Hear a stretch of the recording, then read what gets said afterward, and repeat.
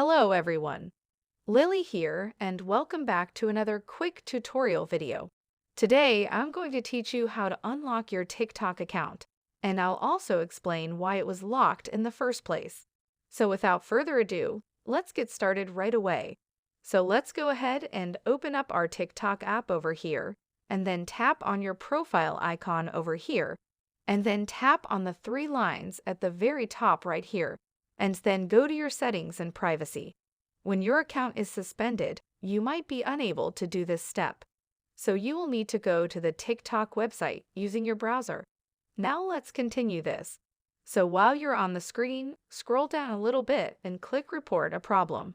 So whenever your account is locked and you just want to report the problem, you can select Account and Profile under Topics, and then log in, and then go ahead and click on Suspended Accounts, which is the third option.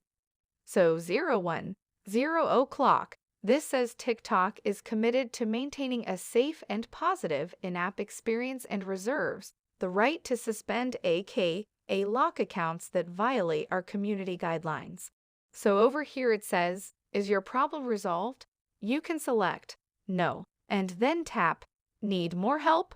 And now you can explain why your account should just be unlocked over here. Basically, if TikTok locks an account, there really is no option for you to unlock it yourself. It has to be reviewed and unlocked by someone at TikTok. For example, in this case, you could have broken the community guidelines, which is why your account was suspended in the first place. You might go through this process and report it as an issue. So you just might have done stuff you shouldn't have. Or if there's a mistake, simply enter it all here and press report, so they will reach out to you and hopefully unlock your account after this. I hope this video was useful to you guys. If it did, please give this video a big thumbs up and subscribe to this channel for more quick and easy tutorials like this one. If you have any questions, please post them in the comments section below. Thanks for watching and have a good day.